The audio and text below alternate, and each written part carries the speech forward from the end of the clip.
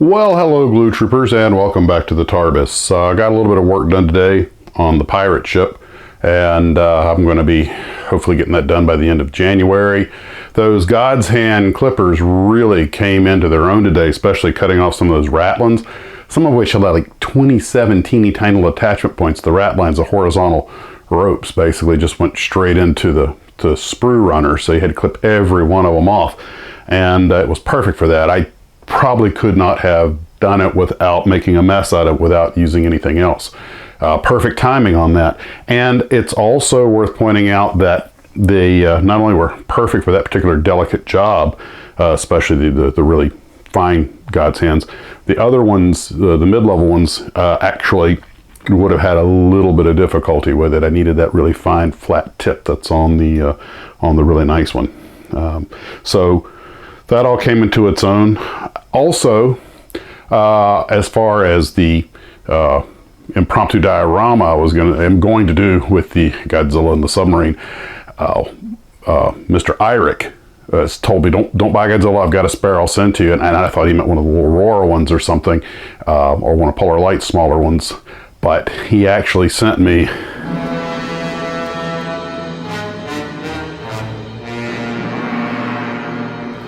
the big Polar Lights one.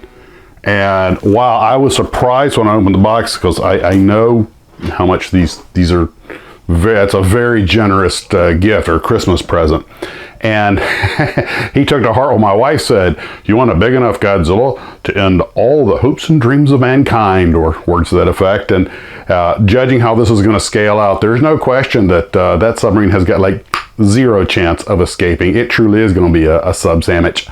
And I was thinking, sea monsters have been part of lore since the days of Sail, so who knows what other dioramas might be able to be worked into this. Perhaps I can do something with the Godzilla to make it where I could pose various ships and things, not make it a one and done diorama. And we'll see how that goes. I will probably be, as I said earlier, probably be leaving the legs and part of the tail off so I can set it lower. I actually, have the big 16-inch one that I made earlier, and here are some shots just to show you how it scales out. So it's going to be a lot of fun, a lot of options there, just kind of cool stuff. It'll be a great experiment, but I'm going to save everything and build everything, even though I'm not going to attach everything, because I kind of have an impromptu diorama set up for other parts of it. But also I want to be able to, build the model. And if I decide at some point, okay, the diorama was fun, but I just want to build it as a regular model. I don't want anything to be permanently damaged. It's kind of I guess you call it temporary diorama or variable diorama. The idea is how can we make it a diorama where we don't destroy everything? That's kind of the goal of this mission, plus, something cool to do, right? And so anyway, that's what we have for tonight. Now, the last thing before I go is there's going to be very little, if any, content between now and about the 10th of January, because I have a really busy work schedule. It's like 3 on, 1 off, 3 days on, 1 day off. It's going to be not much off time. There might be a little build time for an on-the-road video. We'll see how that works out. But other than that, guys, in case I don't get a chance to put anything out before the new year, I want to wish everybody a happy new year, a happy 2022. We'll see you guys later. And as always, model on.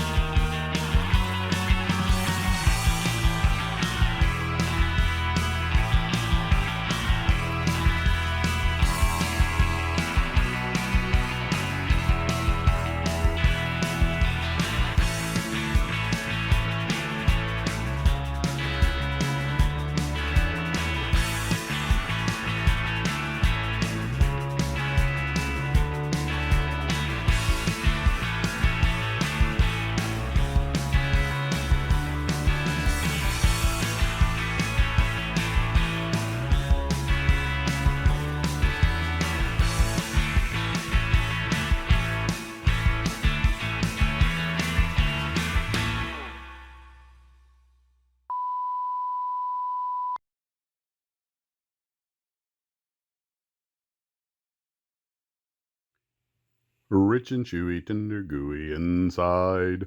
Cotton, meshy, tender, fleshy outside. Wrap the inside and the outside. You're a big darn tootin'. It's a big gnome Newton. A big gnome Newton.